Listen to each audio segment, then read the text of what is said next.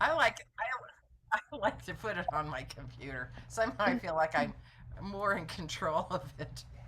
It's not so hard to find. Hello. Goodbye. Okay.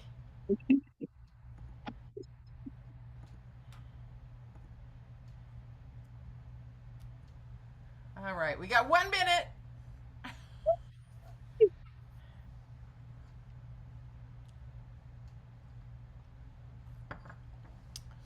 Okay, Debbie is going to go first, and then Mariana, who has uh, damaged her voice. Her voice has uh, undergone some stress, so she's much calmer than usual. No, I'm not. That's not what I meant. She sounds very calm, but it's because her, yeah, she hurt her That voice. might be a good thing, you know? Yeah. We've had a question. Should people have their flutes out? Yes, get your flute out. Yeah, everyone's gonna play.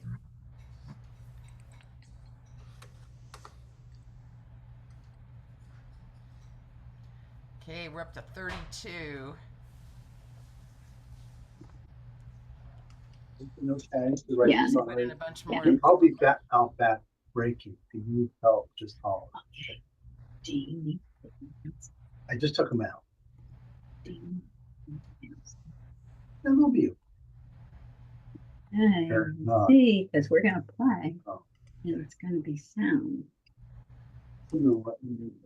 I think maybe you should close the door. Oops, oops, I just muted somebody I didn't mean to mute. Oh, okay.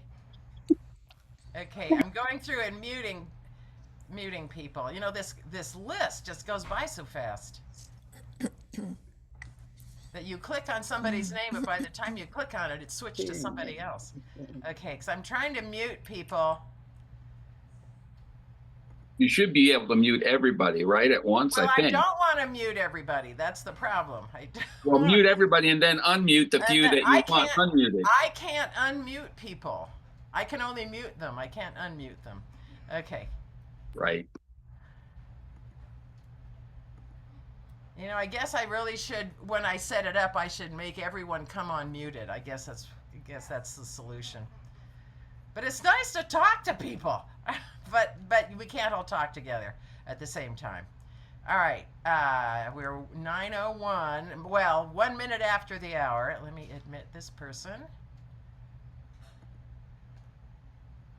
Yeah, still people coming in.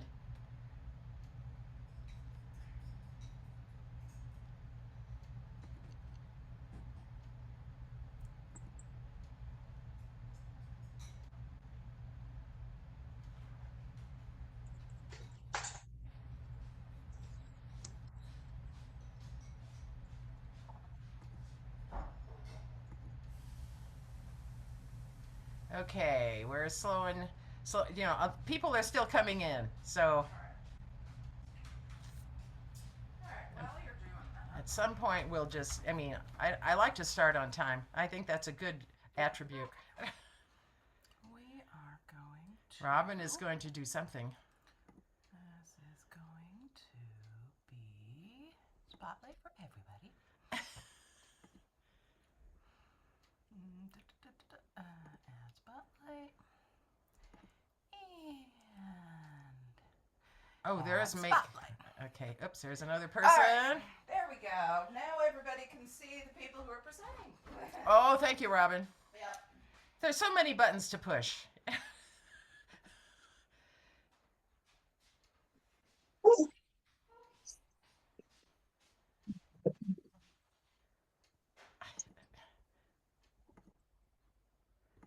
Okay, we're gonna get going though, because I like to start on time, because if you don't, then people just show up later and later and later and later.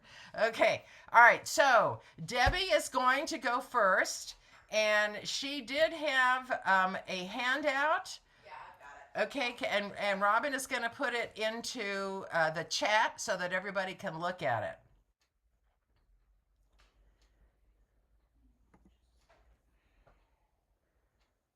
Yes, you should have your flutes out. Okay, go ahead and unmute yourself, Debbie. I think There I am. There you are. I accidentally muted you at one point. Hi, everybody. I'm Debbie. I've gone by several last names, but I'm still the same person throughout my career. And I've been with the Low Flute Society ever since it started. I've been with NFA prior to that. Gosh, this is my 37th convention, so been around a few years. And throughout all of that, I've learned, I guess people know that, when I show up with my quad case, have flute will travel. So I play in a lot of groups. I play a lot in orchestra. I play in band and so forth, and whatever gigs come my way. And so I've learned to move from from piccolo to bass, alto to piccolo, all that kind of stuff. And it sounds easy, but sometimes it's not. So I've learned some tips that have helped me at least get where I need to go and not get my instruments damaged, which is another concern. So one of the things is that you have to have a sturdy stand, and I've gone through several of them, and this one has been my favorite so far. It's a wood stand, I guess because I'm kind of blurry. I got this actually at the last flute convention. I had a metal one before, and it takes care of all 4 flutes. So the nice thing is that it's sturdy, but it's also lightweight, and it folds up into a little bag, which is very cool. And for those of you that carry 4 flutes and music and stand and a music stand, I find that, the more you can have the things compact and your water bottle and everything else, it makes up for quite a good of, a lot of stuff. And then we say, didn't we take up piccolo because we didn't want to look like a tuba player, right? So anyway, lots of fun. But the biggest thing then, after you have all your flutes out, and then you have to tune them all, and especially if you're playing all 4 in one concert. Usually you're not playing all 4 in one piece, but if you are playing all 4 in one piece, you have to make sure they're all in tune and you're all set ready to go. Then 3-4 minutes later, you pick up the bass flute and you're like, oh, this feels like an icicle. So you have to worry about intonation. There's a lot of things. It isn't just the music and the notes and the wonderful phrasing. It's like, am I going to come in? Am I going to be flat? Am I going to be sharp? That's where you have to know your instrument. I can tell you on my bass, I always know that I'm going to be flat. So I always have to warm it up. I have to like blow into it or do something, but not to discourage anyone from the rest of the music. Because I actually sat next to somebody one time who went right into her music, her flute, every time she picked it up. Well, it wasn't written in the music. So it was kind of like one of those extended techniques that wasn't there, supposed to be there. But if your room is really warm, your instruments are going to be sharp. If your room is cold, your instruments are going to be flat. I have a head joint on my flute that is, it's got some, I don't know, some kind of magic metal in the middle of it that makes it kind of, whenever I pick it up, if it's not warm, it's really flat. So I know that. And it can be just between like 2 different measures. Because sometimes the composers write that wonderful music, but some of it, they don't realize that picking up the bass takes a little longer than picking up the piccolo. And when you do that, you have to make sure that not only do you have it, you might have a stand that you put your bass on and all that kind of stuff. I mean, I had to educate a conductor the other night because he said, okay, let's start at letter G. And I was like, well, and he said, why didn't you come in on time? I'm like, well, because you gave me a nanosecond to get my bass up. And if you'd given me 2 nanoseconds, I might have been there on time. And he's like, oh. And the funny part is he's a flutist, but he still didn't understand that you need time to get it up and get ready to go. And it wasn't a concert, it was a rehearsal. So, and he's like, oh, okay, I guess I better worry about that. I said, yeah, just because your baton takes less time doesn't mean my bass takes the same amount of time. So another thing you might want to do is if you're playing flute and piccolo, and I got this idea from Sarah Jackson because I saw her in a concert at the LA Phil. She has like this thing called a flute cover. and it's by Il Cherry, and it's got like some little padding in here. And when she's playing, she is the piccolo player, but she also plays flute. And sometimes when she plays flute, she hasn't played her flute because she's been playing piccolo for like 15 minutes. And then, so she uses this flute cover on her flute to kind of keep it nice and toasty. So when she picks it up, it doesn't take as much time. So I use this when and it turns out it's black. And so I use that sometimes when I'm just playing flute and piccolo, and mostly piccolo. And that helps me a lot too. And it says Altieri on it, so that must be who made it. Another gadget that I got at one of the, probably the Low Flutes convention, because I know there was a lot of that kind of stuff there, but it really, really works out well. The thing is that when you're doing that, I write those things, and I know you're going to laugh at me, but I write those things in my, I use an iPad. I write that stuff in my music. Put on the flute cover, take off the flute cover, all that stuff, because then then I can concentrate on the music. I know exactly what I'm doing. Sound. So you pick up the cold instrument and you're going to play in like 3 measures. If I'm playing piccolo, sometimes I play little whistle sounds that nobody can hear sometimes, so I can get the little air where the air is going to go. If I'm playing flute, it's not so hard because, I've been playing that for 60 years, so I kind of know where that goes. Alto, I've been playing that probably not as much as the rest of them, so I really am nervous about, am I going to have the airflow going exactly where it should go?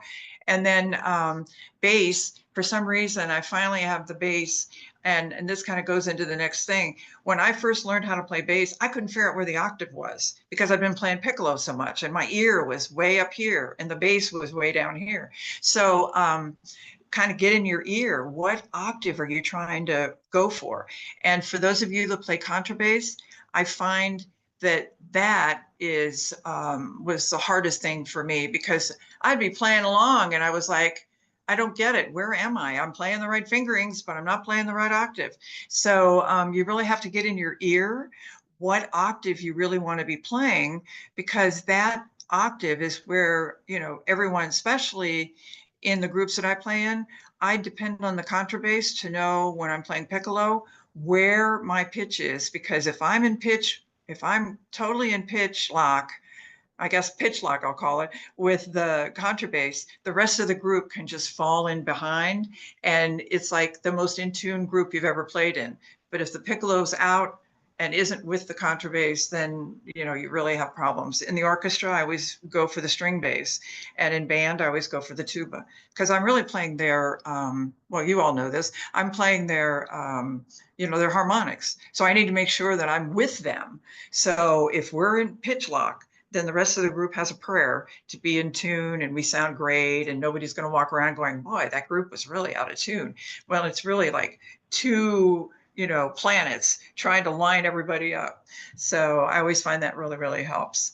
The other thing is, and I'll go back to something you all probably learned when you were kind of going through, beginning flute, is the embouchure, making sure the size of your embouchure and your aperture is exactly where you want it to be. Oh, I think I'm on the screen. So, how relaxed do you want to make it, and where do you need to place the air? There's a lot of muscle memory that goes into, how many years you've played which one of them. If you're not, like I don't seem to play alto as much as I play the rest. So if I'm going to play alto, I'm going to be nervous about it. So I need to make sure I know exactly and play a lot of alto ahead of time to make sure I know, and I'll probably warm that up the most before the concert, because it's just, my muscles don't memory that as well as, I play a lot of piccolo, play a lot of bass in one group, and I play a lot of C flute in a couple of others. And then in between, I do a lot of other things. Oh, cool. I can see my tips there on the thing. Time to switch. That's the biggest issue. For me, I write those things in my music, and I also write in my music if I haven't played piccolo in a while, in the piece, or this is a piece that requires me to go from flute to piccolo and then back to flute, back to piccolo, back to flute, back to piccolo, and you get like a couple of measures here, a couple of measures there. Again, some of these people are composers, great, wonderful music, but they don't understand, you know, sometimes, you know, the logistics of switching instruments. They're, you know, they haven't been in doubler land. So, you know, you have to make sure that you, yeah, sometimes I'll write in the bottom of, like, if the last, maybe the last few notes of flute, I might actually switch and play those on piccolo softly, an octave lower, just so I can get some air going. Because then when you come in, you know, the composer wants a high B, you know, super soft. And you're like, oh, sure, I'll make that work. But, you know, it'd be nice if I had a little warm up before I came in on that fourth octave. Sorry about that. My cat went crazy. My fourth octave B and so forth. So it's just one of those things. And my dogs are crazy. Let me yell at them.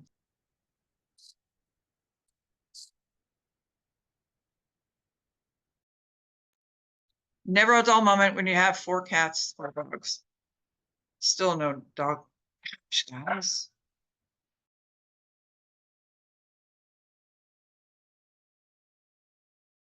Okay, back to normal here.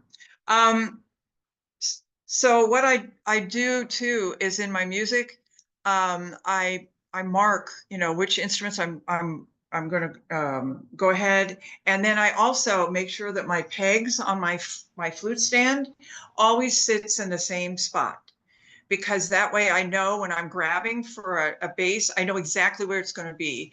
And so again, this kind of takes down the nerves, but it also takes down the damage control, because you know exactly where your instrument's going to sit, you know exactly where it is, and then you also have marked it in your music. And when I'm practicing my music, I practice switching, and I practice, you know, if it's a piece and really the hardest part's at the end, I still practice with my my flutes. I will go ahead and I practice going from piccolo to whatever it is in the music. I've had several pieces. My friend Jonathan Cohen is infamous for putting several things in one part, and so I really practice all of that, even though the hardest part that I need to practice is in the middle or at the end, and it's on one specific flute. I still practice the whole piece with all the different flutes, because I want to make sure I have it in my fingers, my memory of exactly where I'm reaching for, what I'm reaching for. And I also practice the whole thing of doing the, you know, making sure that I've got each instrument warmed up, make sure I know exactly where in my mind, what octave I'm in, and those kinds of things. So, I mean, I've been kind of rattling along here, but I wanted to give you some of the tips that I use. When Chris brought this up for the International Low Flutes Society, she goes, oh, we need to have this covered, and you're probably the one that always does all the switching. So let's, you know, what can you come up with? So I also asked a lot of my friends and said, look, you know, I'm going to be doing this and I don't have all the tips. So I asked, and I have on the handout, if I guess I see it's here, but I think it's also in the chat, of things that people had said that worked for them, because I don't have all the tips, and several of these I'm using now. So we're a flute community and we share, and we're all in this together, all making music. Patricia George was talking about how she plays all the harmonic partials, and so, and I do that, and had been doing that, but I've been doing harmonics. So now I'm doing like the G's and the D's and so forth. And that's been helping me, especially in this concert I'm playing today. I'm playing a piece called Silver Winds in the Night. It has piccolo way up in the octave, pianissimo, and I've already switched from flute, and then I'm also playing bass. So you're doing all sorts of different things in the same piece, and it's lovely to make music, but it's also great when you can hit it spot on and walk away and go, that was great. I did it great. Cindy Ellis, who plays piccolo here in LA, or actually in Orange County, said that she uses whistle tones. And so I've started actually using whistle tones. That helps a lot, especially if you're in the middle of a concert and you're trying to switch around. The whistle tones don't make a lot of noise, but they sure help me tell me where my air is going to go when I come in on that high B. Michelle from Florida brought up that lower flutes need more of a relaxed embouchure. And she says she blows raspberries to loosen her lips, grabbing from like piccolo to a lower flute. I don't know that I do raspberries, but I kind of do something similar with trying to make sure my embouchure is exactly what I need for the flute that I've just picked up. And response time. Mary Predmore, I think of her all the time when I was playing bass the other day, and I had switched to bass, and then I just wasn't getting the response that I needed. And I remembered, oh yeah, Mary was talking about that, about how you just have to make sure if you're playing bass, sometimes you're more ahead of the beat than if you're on piccolo, when sometimes you're behind the beat, and where you sit in the group. Because in one of the groups in bass, I sit in the back, but in piccolo, sometimes I sit in the front. And, and in orchestra, of course, you sit behind, the violas or wherever you're placed. And in band, I'm in the front row. So you got to figure out, where am I? And of course, that also helps which pair of glasses I'm wearing, but that's a different discussion. As to when do I want to see my music or do I see the conductor? So anyway, that's a different discussion. Well, I'm sure we can talk about that later. Nan Raphael, who's an amazing piccolo player, she's the one that told me, that she got a dent in her flute because she didn't have it memorized exactly where her flute pegs were, and she put it on the wrong peg. So it's really important that, because these switches sometimes are quick. So if you know exactly where your peg is, you'll minimize your denting by putting it, on the right peg. And then somebody else, let's see here. Oh, somebody said here, Danette was telling me, I worked with her on a committee once. I think the longer the flute, the deeper the breath, the shorter, the higher within reason. I don't know. It seems like I always need a tank of air and an oxygen tank sitting next to me when I'm playing anything. So I don't know that I totally agree with her, but yeah, it takes a lot of air for all of these. And it just, the speed of air is different, and whatever works for you. And then Bill Butler, who plays with us here, he's always talking about getting the feel of, because he plays a lot of ethnic flutes and stuff, and he talks about getting the feel of the flute when you pick it up, the feel of the flute, and then of course the embouchure and everything else. So anyway, I know this is kind of a quickie because I'm like heading off, but I don't want to take up my colleagues' time. Are there any questions? Or I don't know if these tips are helpful. They certainly have saved me in I started playing the flute when I was 10 and I just turned 71. So it's a few years. And so they certainly have helped me, and I'm always learning. I'm always picking up from everybody. Anybody who has a tip, I'm all ears, because we're all in this together, and I always want to play the best I can play. And it's always a challenge, depending on what the music is. And some of these extended techniques, oh my gosh, I just played a piece the other night. I went, oh, I think I'm going to have to learn how to do these tongue stops better, because I hadn't played those in a while, and all of a sudden I had a whole page of them. So is there any questions? I guess I should look in the chat, right? Or is Robin in charge of the thing? Chris, Oh gosh, Chris, you're muted. Okay. I'm looking in the chat. Oh, I guess it would help if I looked in the chat. Yeah. I don't. Oh, I'm in the wrong chat. Show chat previews. Here we go. Okay, So, we will send out that handout, that text that Debbie. Yeah, it seems like that's a produced. lot We'll of send that out. questions here, and I'm honored to say that you use them as, get back to me and tell me other ones that I forgot, or anything that you can add, because I don't want to take up Mariana's time, but hopefully these are helpful, and let me know how they work. And take it away, Mariana. Okay. Thank you so Thank much. you, Debbie. Yay! I'm clapping for everybody. 8 o'clock in the morning. I know that is early. Well, good morning, friends. I'm Mariana Gariazzo. As Chris was pointing out, my voice is a little bit weak today, so I'm going to be in the soft range. But I wanted to talk about articulation. It's such an important thing, and especially about the bass, right? Articulation and the mechanism that produces this articulation is a very personal journey that depends of our physical anatomy, and we are all very different. Also, the languages we speak will determine how we are accustomed to move our tongue and how we manage the whole cavity of the mouth.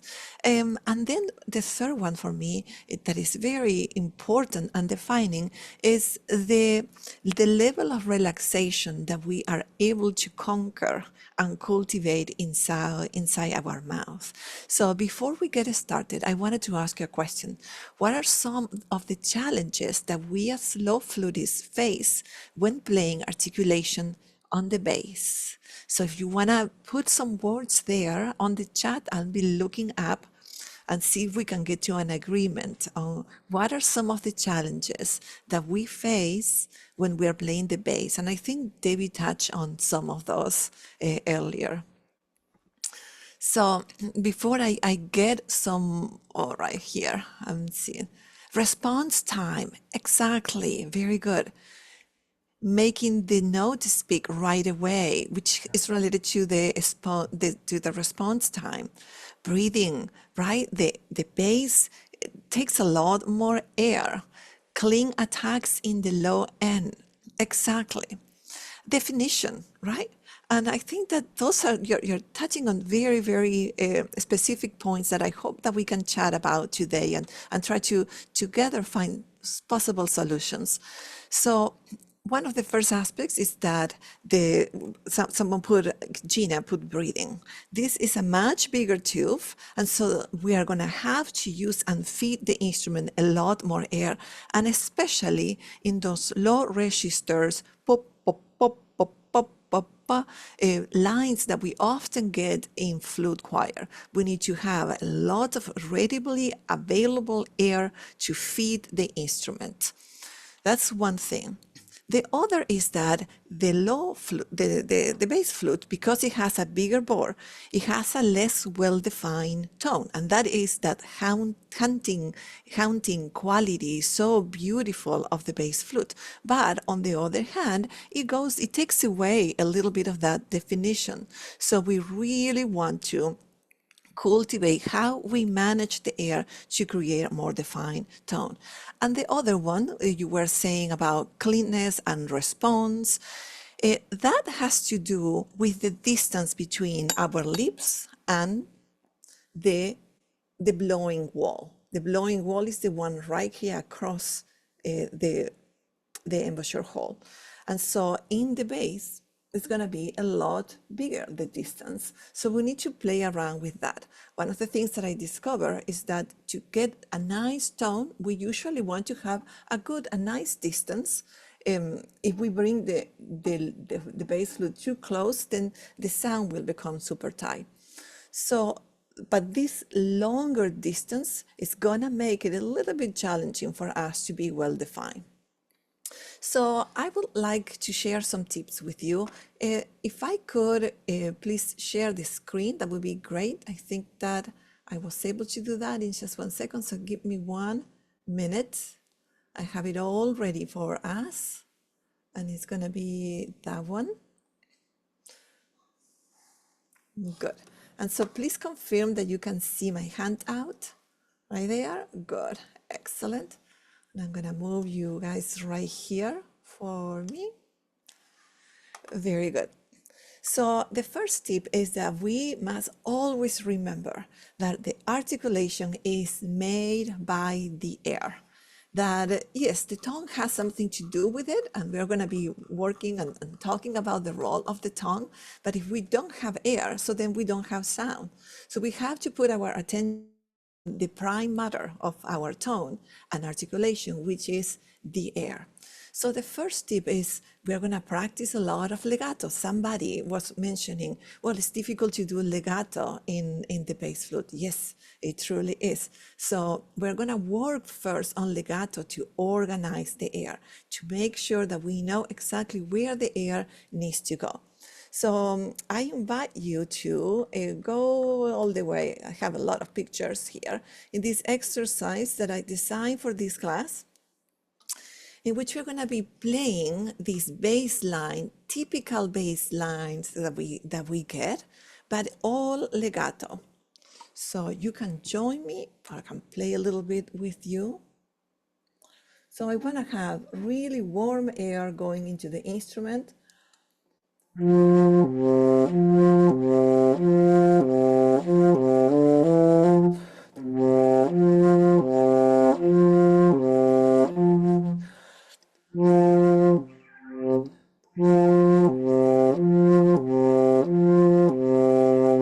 And getting to the C, it's challenging. So we want to make sure that the air is aiming low, relax and aiming low, deep for the low C. Let's try together the next one, starting on measure 3.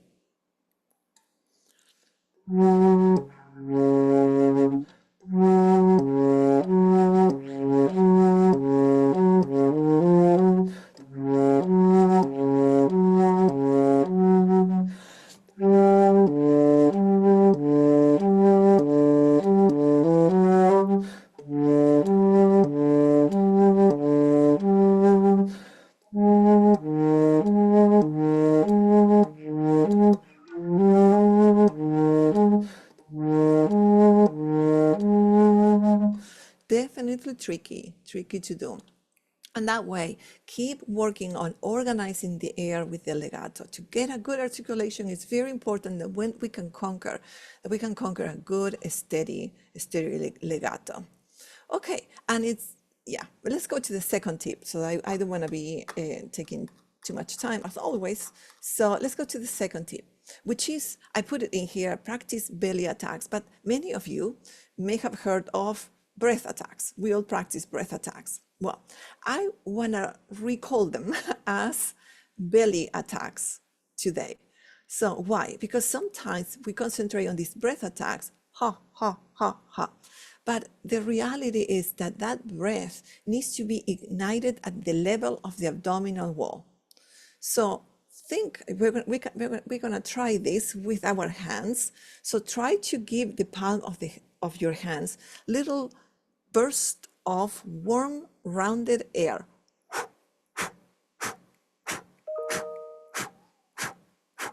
And if it really is a high velocity rounded air, you will notice that your belly, your entire abdominal wall is super engaged. It should be ignited there, not in the back of your throat.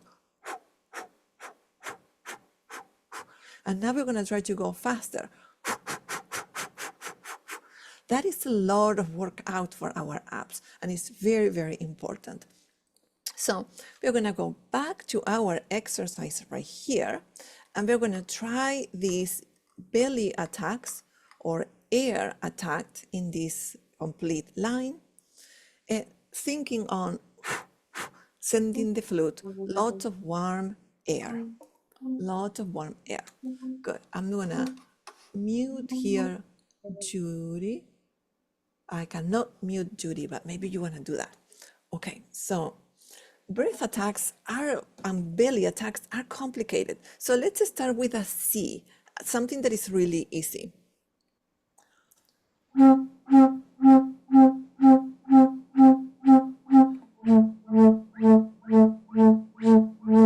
And we were talking about that distance being a little bit bigger in the bass flute. So you need to explore where exactly that breath attack, that belly attack sounds better. That's really open, but if I close it,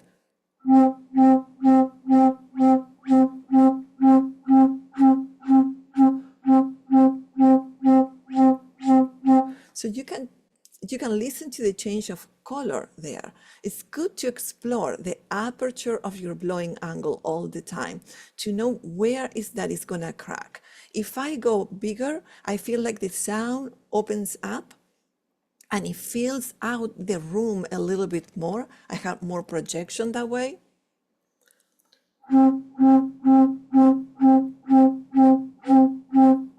And there's somehow the sweet spot. If I close it in, you may think it has most definition, but it's definitely a smaller tone in this room, at least, than the one that is more open. So now, and belly attacks are very humbling because they crack a lot, but you gotta keep on going and practicing because it's a workout for your support. So it's you never wasting your time practicing belly attacks or breath attacks. So let's give it a try. Well, yeah, I have it on the screen. That's good. So let's give it a try together, not too fast. 1 and 2 and 3 and 4.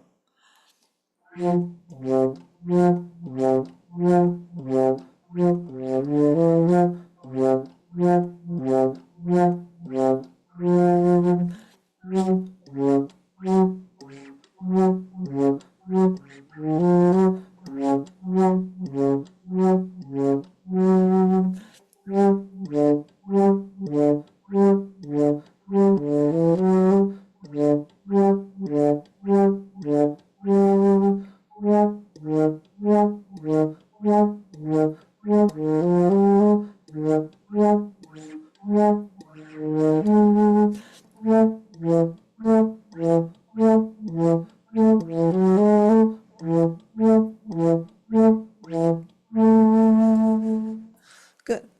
And something also that I notice is how much relaxation helps. So sometimes when I'm cracking a note, I know I'm trying too hard, and so then the sound suffers. So the more cool and relaxed I am, the better it's gonna sound.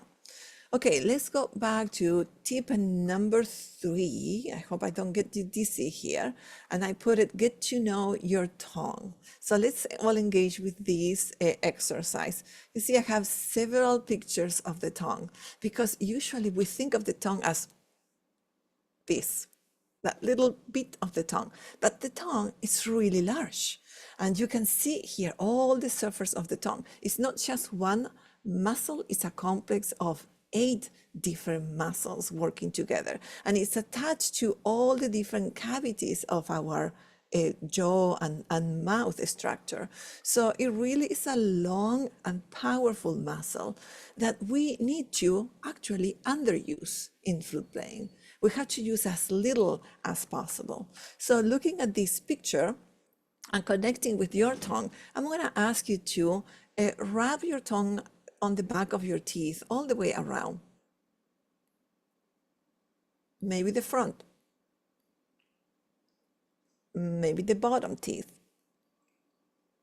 Now curl it, roll it one way, roll it the other way, make silly faces, move it all around. It's powerful. It has a lot of strength, right? So we want to make sure that we don't use a lot of strength in the tongue because that will be part of the non-relaxation component of that. So we want to really work with a soft tongue. So let's try now to relax everything, and that brings me to the next tip here. Now that you saw the picture, we can go back. Relax everything inside the mouth, including the tongue and the jaw. So you saw the picture of the tongue. Imagine this is the picture. So your tongue has the back right here, has the middle, and has the tip. Okay, so now we're going to try to relax the back of the tongue. And now we're going to try to relax the middle of the tongue and descend it. If we are a little bit tense, you'll notice, try to smile.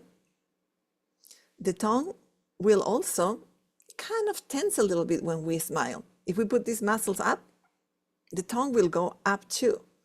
And so now try to have a serious face and the tongue will relax. The more we can flatten the middle part of the tongue, I cannot do it, right? The more room we're going to create inside the mouth. And for the low flutes, alto, bass, contra, and all of that, we really want to have a huge cavity right here in order to create the resonance and the definition that the instruments are lacking. So the more we can work on relaxing that tongue, right, flattening it up, the more room you're going to create in your mouth. So we're going to try again our sounds, breath attacks, or any sound. You can choose something in the low register because that's going to be our target here. And so I'm going to choose a G. I'm going to go easy on myself. And so I want you to feel the tongue super relaxed.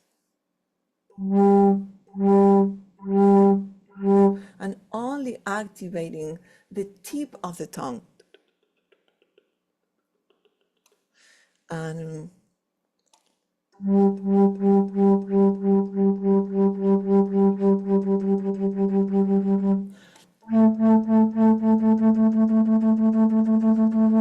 if your tongue is going really harsh, you will notice, you can do this, you can put your index or your fingers right here, and they say, if this is moving, and you see a lot of movement, that means that your tongue is really hard. And that's because the tongue, as you saw in the picture, is connected to all of that in the throat. So you're going to notice. So you want to have no movement here, because it's only the tongue, the tip of the tongue, that is happening. Okay, a couple of other things. I want to be respectful of crease time right here. So relax everything in the mouth. Try to drop the jaw. Feel like your teeth are dropping a little bit, the bottom teeth.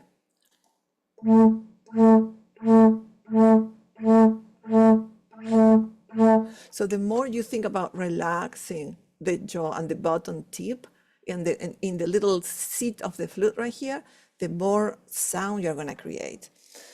The other important one, we're in tip number 5, and I'll go super quick, is always put the air before the tongue. Very important. Tiny little tongue, strong air. Always the air before the tongue. The other one is the one that we know. Practice it daily. So if you are playing in a flute choir and you have that responsibility of keeping the tempo and you don't want to be behind, so then practice 2-3 minutes of these exercises in the low register with breath attacks or belly attacks, and that will change the whole game for you. But it's practicing daily that is going to make the most of your development and improvement. Once a week, it's not going to happen. Just put the concentration, focus on 3 to 5 minutes of these breath attacks daily, and you will notice an amazing result in a very short time. In order to motivate you to practice this daily, and I'm not going to have time to go over all of that, in the handout that you will receive later, besides this exercise, you'll get another one. This is another exercise with double tonguing and things we're not going to cover today.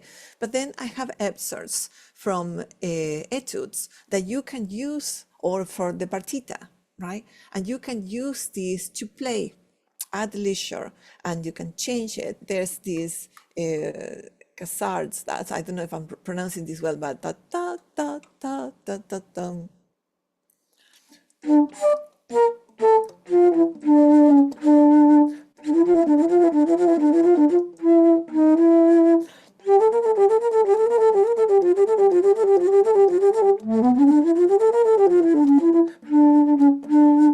That will keep you motivated to practice, right?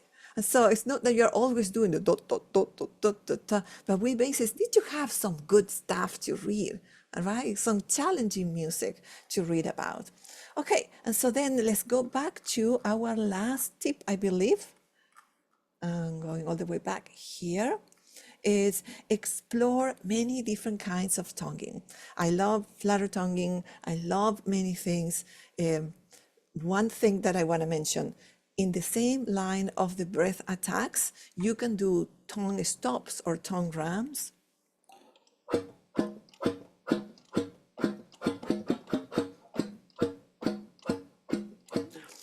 that same exercise, you can do it with the tongue stops.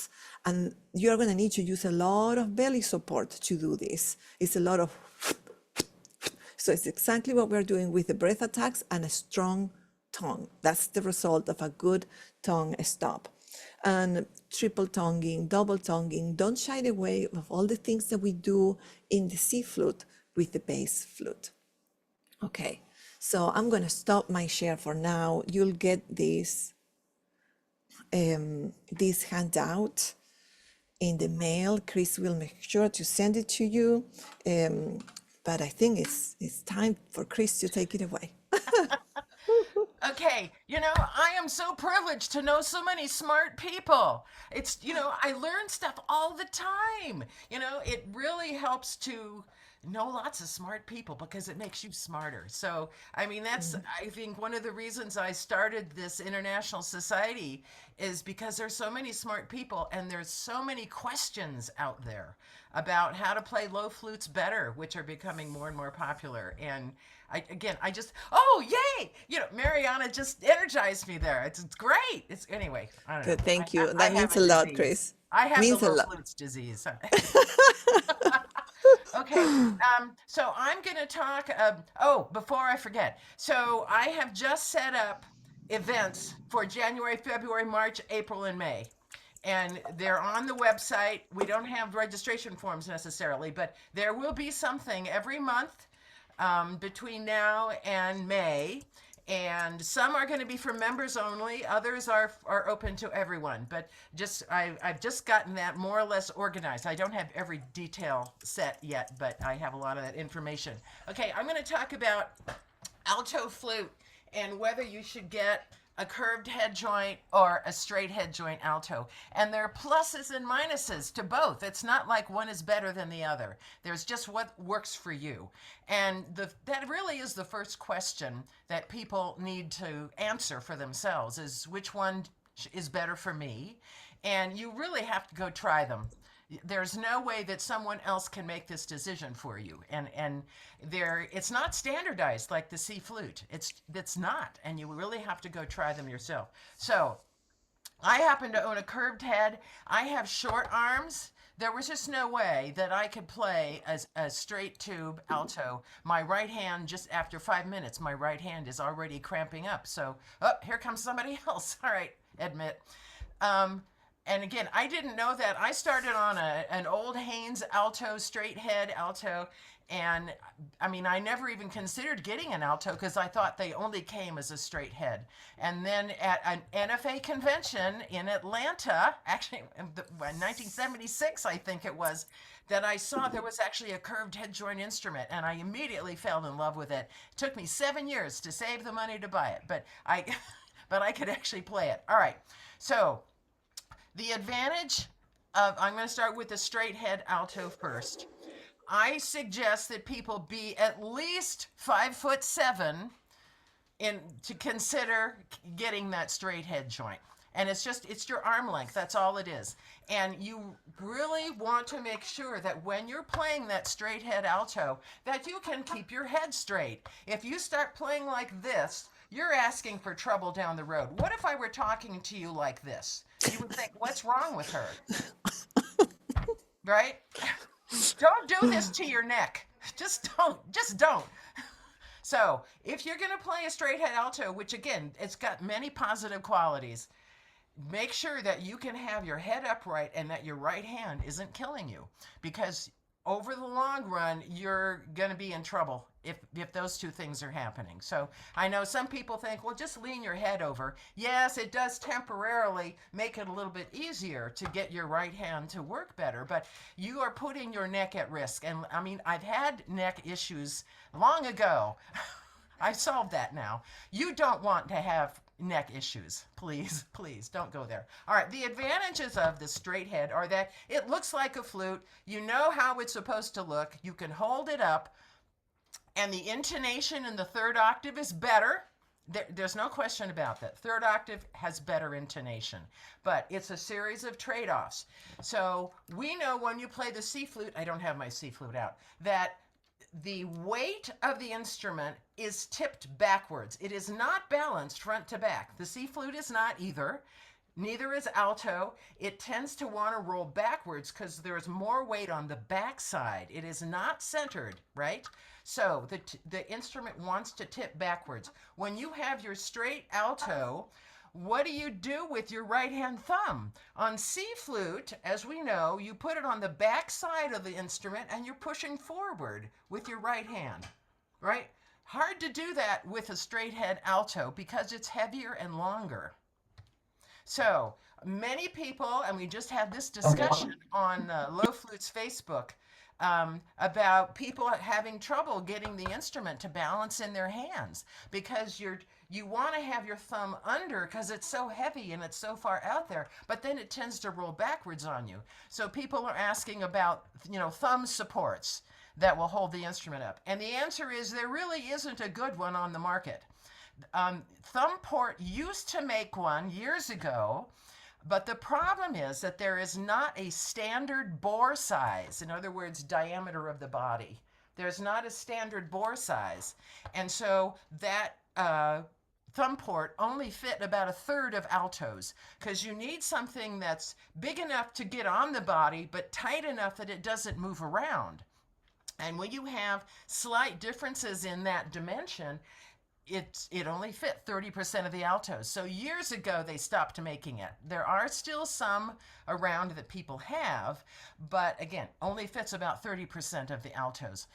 There was another product that came on the market called a Cobra, made by Mystic Media, which was looking pretty darn good. The problem that has now come up, now that people have used it more, is that it tends to crack after a while, and it just breaks.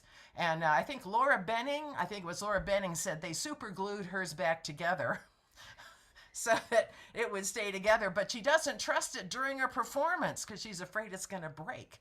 So again, I hate to say it, but there's really nothing commercially available that will help you with a straight tube alto that will help you keep that flute from tipping backwards. Now, if you can get your right hand thumb on the back of the horn pushing forward, great, but it's hard to do that because the instrument's that much longer and it's that much heavier. So again, there are pluses and minuses there. With the curved head alto, which is what I ended up with, you look at it and you go, well, how do you balance that? Many people have difficulty balancing the instrument. It's not as hard as you think because you tip the head joint part slightly back, and that's what keeps it from rolling over backwards. So when you play, right, this is totally free here. I can put my right hand thumb underneath the F key, and it doesn't roll backwards because the head joint is leaning against my chin, and that keeps it from tipping. So I found that much, much more comfortable for me. I mean, I could play it. If you're going to get good at an instrument, you have to be able to practice it without pain. I think that's logical. So that needs to be the first decision that you make is, am I going to deal with a curved head or am I going to deal with a straight head? The problem with the curved head is that the intonation in the third octave is not that good. It's definitely sharper, starts about the C above the staff, and it's pretty darn sharp up there. But there are alternate fingerings that you can use. Again, I'd much rather have intonation problems than hand problems. Okay, I think that makes sense too. So you learn those alternate fingerings. Depends on what you're playing. So why is it sharper up there, you might ask? And the reason is, if you were to look at your flute, you will notice, if you pull the head joint out, that there's actually a taper, that it's smaller around at the crown end than it is where it goes into the flute. So there's a continuous taper from the crown end of the head joint to where it goes into the body of the instrument. And again, if you pull your C flute head joint out, or even your bass flute head joint out, or if you have a straight tube alto, you'll see there's a continuous taper. They don't know how to make a continuous taper through the curve. And that's the problem. Bass is the same issue. It's sharp in the third octave. They don't know how to make a continuous taper through that part of the instrument yet. So maybe at some point they'll solve that and then we won't have such a sharp sound. Also, the tone quality. I'm not sure that the third octave tone quality is worse on a curved alto than on a straight head alto. It really varies from instrument to instrument. It's not like, it's always going to be bad or worse on a curved head joint.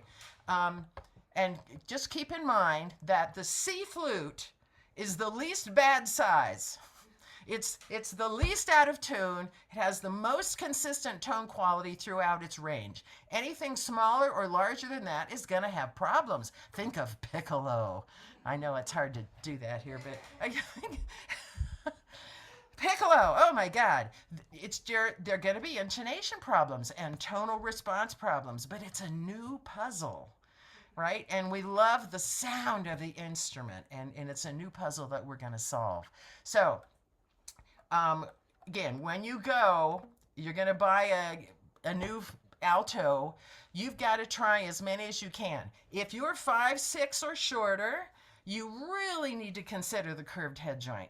But trust me, it is not that difficult to figure out how to get it to balance. I have actually descriptions in my alto method, and I have on my YouTube channel. I also have, I think it's alto flute DR. I don't even remember what my YouTube channel is, but I have a description about that. But the whole secret is that the head joint is tipped back slightly so that it keeps the instrument from rolling backwards on you. Okay, so any questions? I'm sure I forgot to say something. Are there any questions? I'll look in the chat here. Okay, let me go. Oh boy, lots of things here. It's so comfortable. I agree. I like the curved head joint. It's your right hand can do stuff. Whereas, again, it depends on your height and the length of your arms.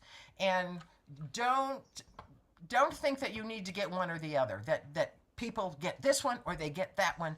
It's what works for you, because they're all a little different. And I haven't even talked about key layout, because where they put the keys and the buttons is different from instrument to instrument. You really have to try them yourself. Okay. Is it bad to mostly practice on the curved head, then switch? Okay, I wouldn't do that personally, even if I had two heads, because tonal response is going to be different, the intonation is going to be different, and you need to be practicing on the instrument you're going to perform on. So either you're going to practice all on the straight head, or you're going to practice all on the curved head. I wouldn't use one and then the other, because you need to know that head joint really well. Now, a lot of the entry-level, especially instruments, come with both head joints, and that's because a lot of times in a flute choir, it's actually owned by the flute choir, and you need to be sharing with different people. And some people are taller and some people are shorter, and they prefer one or the other, and that's fine. But I'm telling you, you need to practice on the head joint you're going to be performing on if you really want to be good. Okay, let's see. I'm looking. Mine cracked. Oh yes, that was the. I'm looking at an old thumb port. No swearing aloud. Okay, no, I didn't. I'm not swearing about piccolo. It's just hard. I'm telling you, piccolo intonation. Oh my God, and it's not even consistent from instrument to instrument. At least on low flutes, the same notes generally tend to be sharp or flat. And so once you've figured out an alternate fingering on one alto, it's probably going to work on another one as well. So whereas piccolo, I mean, it's all over the board. I mean, that's a tough instrument. It's not, I went the low direction. That's all I can say. What about Ava's new parabolic curved head? That's not new, actually. I tried one of those 20 years ago. And it actually worked. I thought the intonation was pretty darn good. It does feel odd because it's really a big curve, and your instrument is actually fairly far away from you. I did try one. Again, it's not new. It's been out there for a long time. If you want to try one and it works for you, absolutely go for it. I found the intonation better in the third octave because the curve itself is much bigger.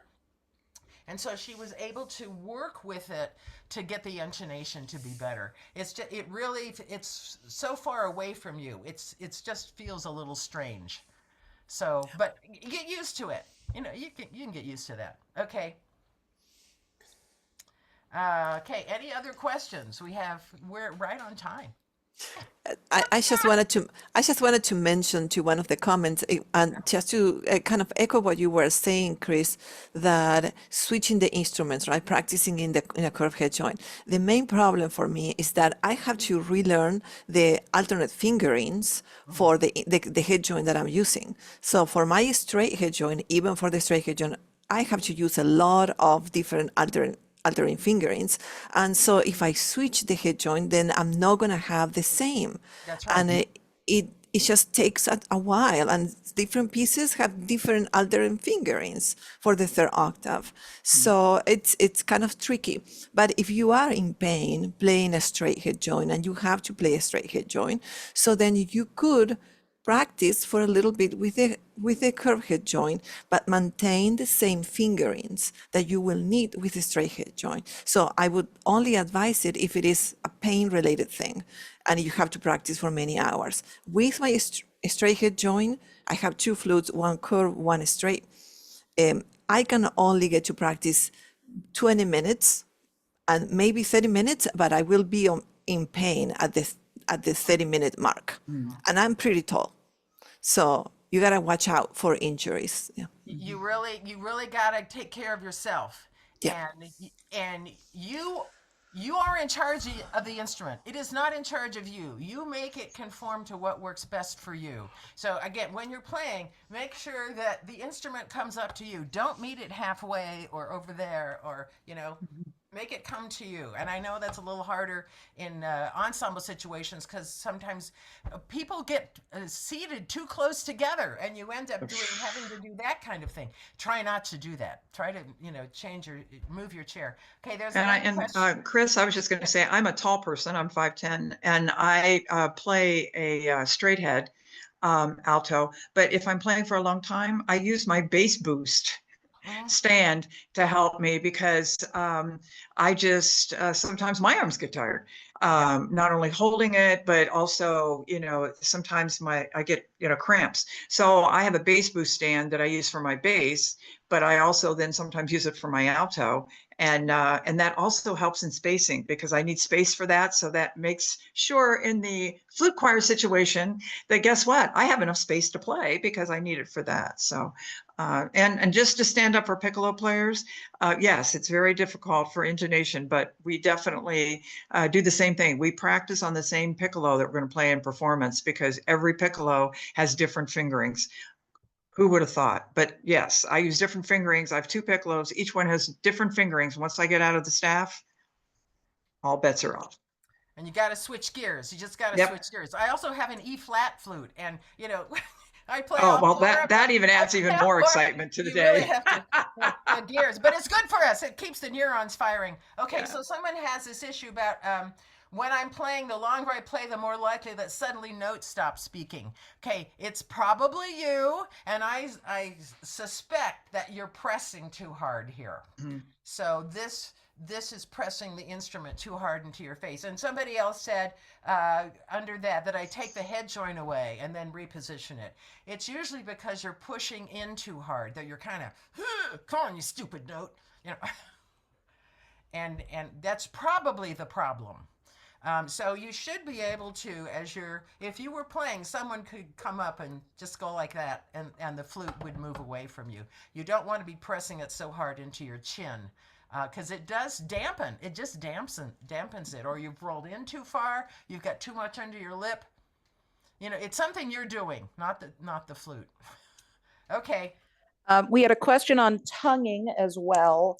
How do you decide what you double tongue and what you just get faster at single tonguing with? Well, and that's personal. From Kat. that's a personal, it depends on how much you practice. Mm-hmm. But I will reiterate what Mariana said about the air. The air is what makes the sound, and we tend to have the tongue gets sort of like that, and that's absolutely the wrong direction to go. And there's a wonderful flute teacher, Jeffrey Gilbert, years ago, had a little phrase that I think is just golden, and that is forte air, piano tongue. because somehow we think the tongue is just going to ram the sound out, but it doesn't. So it's all about, you've got to get the air into the horn and keeping your tongue relaxed. And, again, it depends on how fast how much do you practice tonguing, and you have to practice, I can single tongue up to this point, and you want it to overlap. You want to be able to single tongue a little faster than you need and be able to double tongue a little bit slower. Does that make sense? So that there's an overlap there, because there are some pieces where it's right at the point where you're struggling to do both, and we really need that overlap. Okay, are alternate fingerings the same on C flute? No, because you need a lot more of them. You need a lot more of them. I mean, the curved alto is about a quarter step sharp in the third octave, and if you're playing a forte note, I have multiple alternate fingerings depending on what dynamic level I'm playing.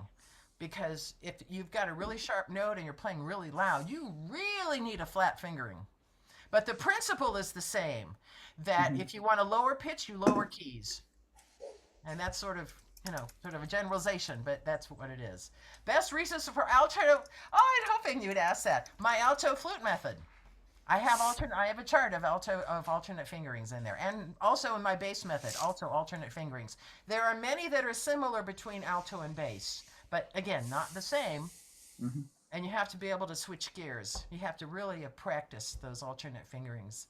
But anyway, okay.